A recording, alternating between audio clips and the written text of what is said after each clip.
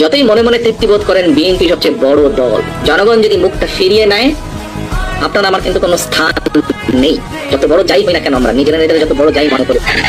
আমি আজকে গত কয়েক মাস ধরে বলছি, সামনের নির্বাচন এত সহজ নয় আপনারা যত সহজ ভাবছেন। নিজের মনে যতই বড়াই করুন, আরে বিএনপির তো শাখা প্রশাখা একদম গ্রাম পর্যন্ত আছে, অন্যদের কি এত আছে? এত বড়াইয়ের কিছু নেই।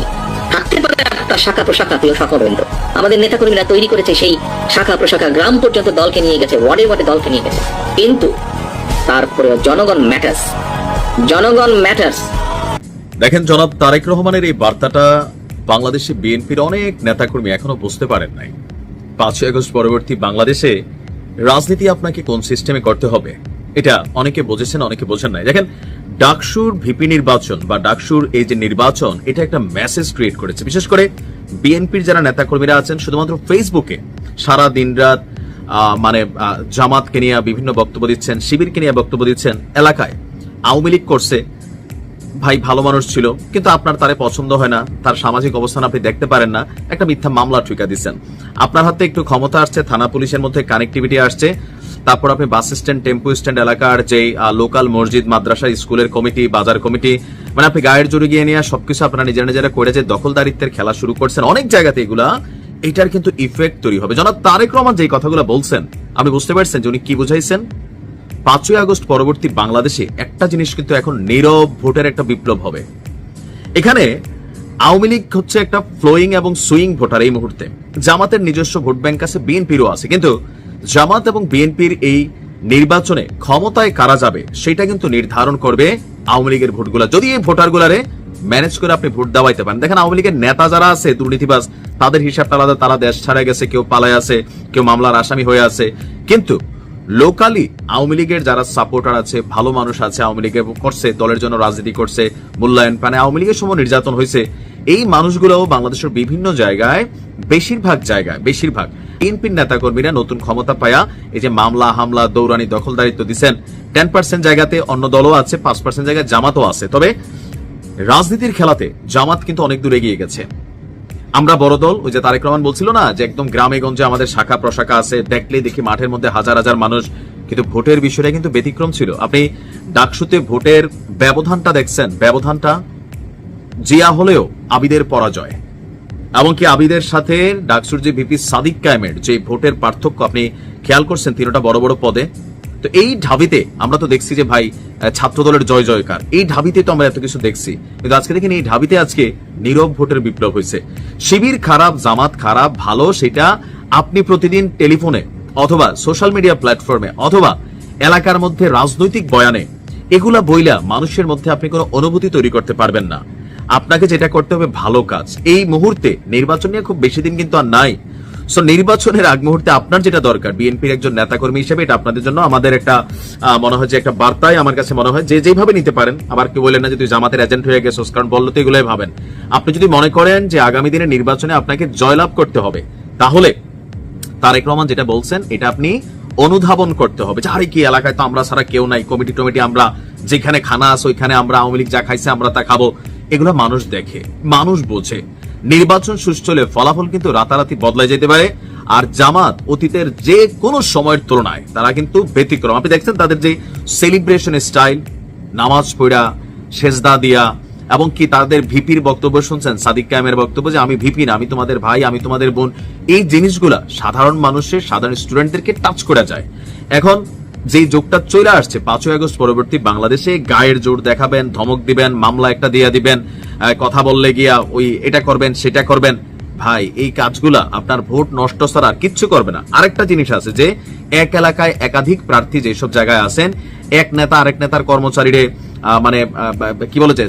এক নেতা আরেক নেতার যারা সাপোর্টার আছেন তাদেরকে নিয়ে ফেসবুকে আপনি ঠেলাঠেলি করতেছেন, কাদা ছোড়াছুড়ি করতেছেন, গালাগালি করতেছেন, হাইব্রিড বানাচ্ছেন, দালাল বানাচ্ছেন। বিশ্বাস করেন পাবলিক আপনাদের দুই দলের কোন দলকে, যারা যে একাধিক নেতা যেসব এলাকায় আছে, আপনাদের কেউ কি পছন্দ করতেছে না। পাবলিক ভাবতেছে যে এরা কি আসলে চেঞ্জ হবে না। এই যে আওয়ামী লীগের একটা শাসনামল গেল, তো বিএনপি আসলে শিখছে কি? বিএনপির নেতাকর্মীরা খুবই সাবধান, সামনের সময়টা আপনাদের জন্য খুবই ক্রান্তিকাল একটা সময়। জনাব তারেক রহমান যেটা লন্ডন থেকে ফিল করেন, আপনি বাংলাদেশে বৈশাখ খালি মাঠে আওয়ামী লীগে একসময় গোল দিছে, তো এখন আপনিও খালি মাঠ পাইছেন, যা খুশি তা করবেন, কিন্তু রেজাল্ট কিন্তু চলে আসবে। আপনাকে মাথায় রাখতে হবে যে আগের দিন নাই। মানুষ কে খারাপ আপনি এটা নিয়ে সময় নষ্ট না কইরা আপনি কতটা ভালো সেটা কাজে প্রমাণ করেন। আমি কতটা খারাপ এটা আপনার মুখ থেকে মানুষ শুনতে চায় না, মানুষ আপনি ভালো যে সেটা আপনার কাজে দেখতে চায়। যে খারাপ মানুষ তারে খারাপই ভাবে, যে ভালো তারে ভালোই ভাবে। তো আমাদের রাজনৈতিক যে অ্যাক্টিভিটিস গুলা 5 আগস্ট পরবর্তী, আমার কাছে মনে হচ্ছে বিএনপির রাজনীতিতে আরো অনেক কিছু শিক্ষণীয় আছে।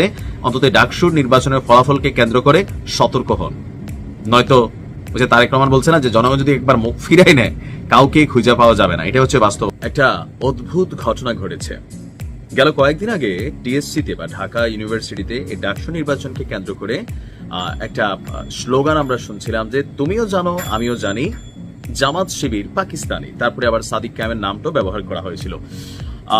বাট জামাত শিবিরের গোড়াপত্তন কি পাকিস্তানে আছে? অদ্ভুত ঘটনা হচ্ছে এটা যে বাংলাদেশে ডাকসুতে যখন আমাদের ছাত্র শিবির সমর্থিত প্যানেল বিজয় লাভ করলো, তো সেই খুশিতে শুধুমাত্র বাংলাদেশের জামাত ইসলাম বা ছাত্র শিবির যে খুশি তা না, সাধারণ জনগণের মধ্যে একটা বড় অংশ খুশি হয়েছে যারা ভোট দিয়েছে। তবে এর বাহিরে পাকিস্তানের যে জামাত ইসলাম তারাও অনেক খুশি হয়ে গেছে। আবার এই খুশিটা বেশিক্ষণ রাখে নাই, এই খুশিটা কয়েক ঘন্টা পরে আবার নাইও করে দিছে। বিষয়টা বোঝেন নাই? আপনার ডাকসুতে ছাত্র শিবিরের প্যানেল বিজয়ী হওয়ায় পাকিস্তান জামাত ইসলাম যেটা মূল রাজনৈতিক দল, তারা তাদেরকে শুভেচ্ছা জানিয়েছে। এই দলটির যে অফিসিয়াল ফেসবুক পেজ আছে পাকিস্তানে, সেই পেজে তারা একটা পোস্ট করেছিল। পোস্টে লেখা হয়েছিল যে বাংলাদেশে নতুন ইতিহাস রচিত হলো। দেশের সবচেয়ে বড় বিশ্ববিদ্যালয়ের ছাত্র সংসদ নির্বাচনে শিবির পূর্ণ প্যানেলে বিপুল ব্যবধানে জয়লাভ করেছে, আর এটা প্রথমবারের মতন ঘটল। এমনকি তারা শুভেচ্ছা বার্তা জানায়, সেখানে বলেছে যে বিজয় ছাত্র তরুণদের অধিকার আদায়ের সংগ্রামকে সমর্থন করবে এবং ভারতের প্রভাব থেকে দেশকে মুক্ত করার পাশাপাশি দেশের উন্নয়ন অগ্রগতির নতুন অধ্যায় সূচনা করবে। ডক্টর ইউনূসেরও তারা প্রশংসা করেছেন এই সরকারের, যে সব প্রতিকূলতা সত্ত্বেও নির্বাচনকে স্বচ্ছ শান্তিপূর্ণ পরিবেশে সম্পন্ন করেছে। এখানে গুরুত্বপূর্ণ যে অংশটা, যেটার কারণে জামাত শিবির পাকিস্তানের যারা আছে এরা কিন্তু পোস্টটা ডিলিট করে দিচ্ছে। তো আমার ধারণা কেন ডিলিট করছে, এখানে একটা অংশে যে ভারতের প্রভাব থেকে দেশকে মুক্ত করবে, এই অংশটা আসলে তো পাকিস্তানের প্রভাবকে এখানে এস্টাবলিশ করবে, বিপরীতে তো এরকমই মিনিংস হয়। তো মজার বিষয় হচ্ছে এই পোস্টটা দেওয়ার কয়েক ঘন্টা পর আমি যদি আপনাদেরকে দেখাই, ঠিক 2 থেকে 3 ঘন্টা পর সেই ফেসবুক পোস্টটি তারা মুছে ফেলেছে।